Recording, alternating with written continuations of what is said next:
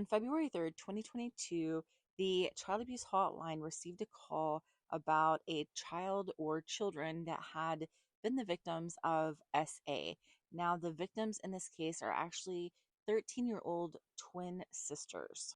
The call that was made to the Child Abuse Hotline was made by a therapist at Rivendell. Now, if you don't know what Rivendell is an inpatient mental health facility that's located in Arkansas.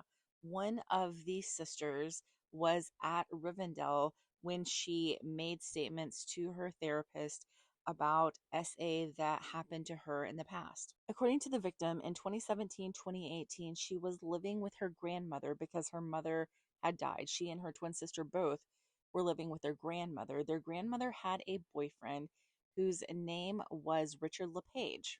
According to the victim that made statements to her therapist, when she was around 5 or 6 years old, up until the age of 10, she spent a lot of time at her grandmother's house or lived at her grandmother's house. And her grandmother's boyfriend, who she only knew as Rick, she didn't know his last name or his full name, would come like in the middle of the night and touch her and her twin sister. He would touch her in her breast area and her vaginal area. She also reported that there was a time that she saw Rick jack off. Those were her words. The victim said that she told her grandmother, but unfortunately, her grandma didn't believe her. And I know I get on my soapbox a lot about things like this, but guys, we have to believe our children when they're telling us things like this. It is safer to believe them than to not believe them and find out that it's happening, right?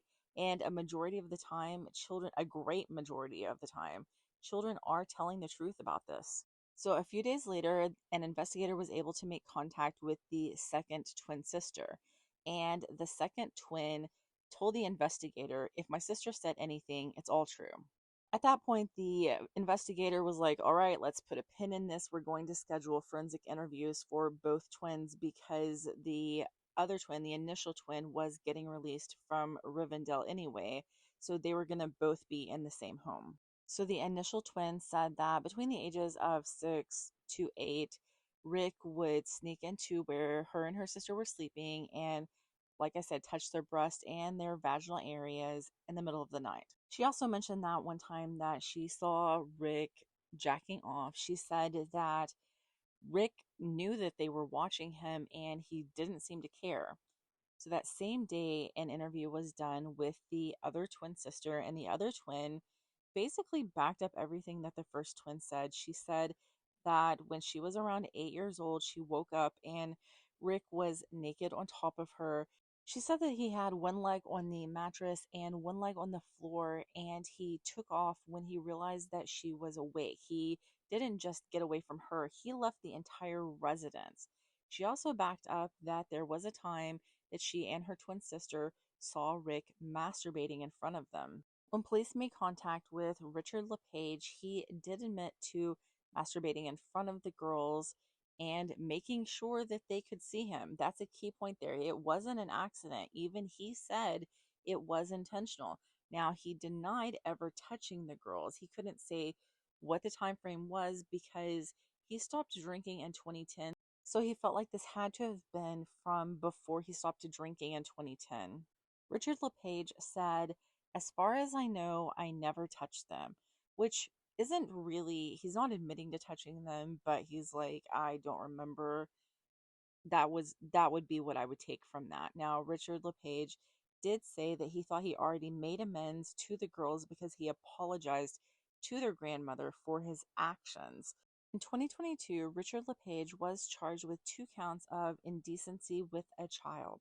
Almost 2 years after that arrest, on February 5th, 2024, Richard LePage changed his plea to guilty. He pled guilty to 2 counts of indecency with a child, and for that, he received a prison sentence of 4 years. That's 48 months and a $1,000 fine. Well, the $1,000 fine plus court fees and stuff.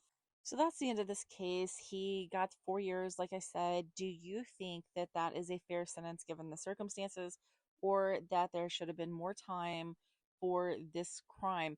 I do find it strange that he thought that he made amends for that because he apologized to the grandmother, but that doesn't change the fact that he did that to the granddaughters and that they still obviously suffer with what happened to them.